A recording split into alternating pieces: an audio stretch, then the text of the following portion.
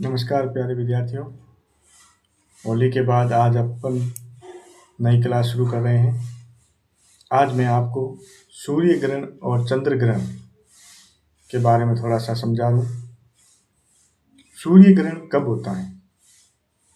सूर्य ग्रहण जब सूर्य और पृथ्वी दोनों के बीच में जब चंद्रमा परिक्रमण करते हुए चंद्रमा आ जाता है तो सूर्य से आने वाली जो रोशनी है उसको चंद्रमा रोक देता है और जिसके कारण से हमारी पृथ्वी पर चंद्रमा की जो है परछाई पड़ने लग जाती है और जिससे जो है पृथ्वी का अधिकांश भाग जो है वो अंधेरे में डूब जाता है।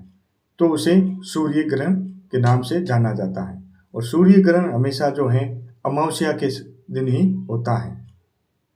अब आता है चंद्र ग्रहण। चंद्र ग्रहण कब होता है? जब सूर्य और चंद्रमा के बीच में पृथ्वी आ जाती है तो पृथ्वी की जो परछाई है वो चंद्रमा पर पड़ने लग जाती है जिसके कारण जो है चंद्र ग्रहण हो जाता है और चंद्र ग्रहण हमेशा जो है पूर्णिमा के दिन ही होता है। और अब मैं आपको डायग्राम के माध्यम से थोड़ा समझा दूं किस प्रकार से ये होता है। आइए अब ये एक डायग्राम के माध्यम से मैं आपको सूर्य ग्रहण और चंद्र ग्रहण के बारे में समझा रहा हूँ। सबसे पहले अपन देखेंगे सूर्य ग्रहण। अब सूर्य ग्रहण की स्थिति कैसे बनती है? तो अब देखो, ये हमारा है, मान लो सूर्य, ये है सूर्य, ठीक है, ये हो गया सूर्य, ये हो गया ये सूर्य, ये हो गया चंद्रमा और ये हो गई हमारी पृथ्वी, ठीक है ना।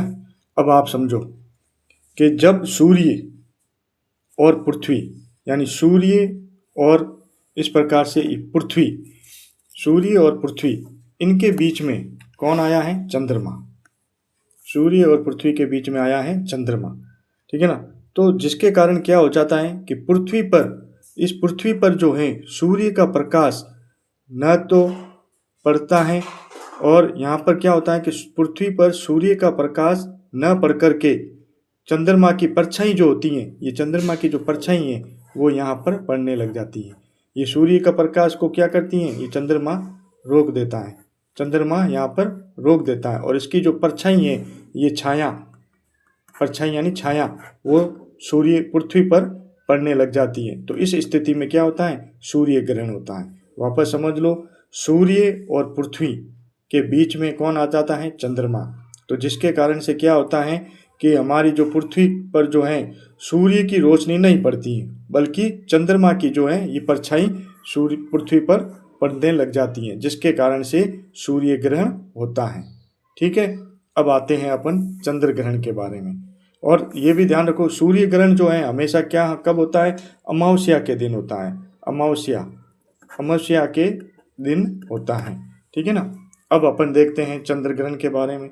अब चंद्र ग्रहण में क्या होता है? ये मान लो है सूर्य, ये है सूर्य, ठीक है, ये सूर्य, अब और ये हो गई पृथ्वी और ये हमारा चंद्रमा,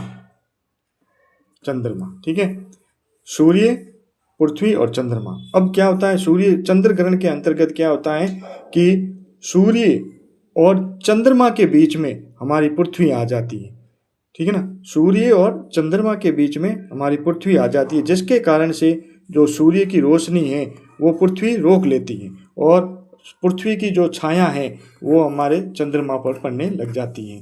ये छाया जो है चंद्रमा पर पड़ने लग जाती है जिसके कारण से क्या होता है? चंद्रमा का अधिकांश भाग जो है अंधेरे में डूब जाता है। इसी को कहा जाता है चंद्र ग्रहण।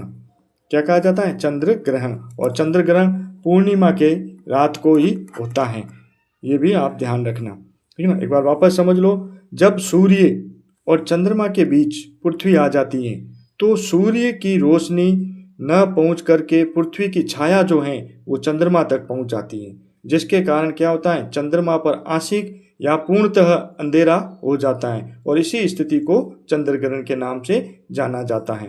पूरा चंद्रमा ढक जाने पर जो है पूर्ण चंद्र ग्रहण होता है और आधा चंद्रमा ढक जाने पर आंशिक चंद्र ग्रहण होता है।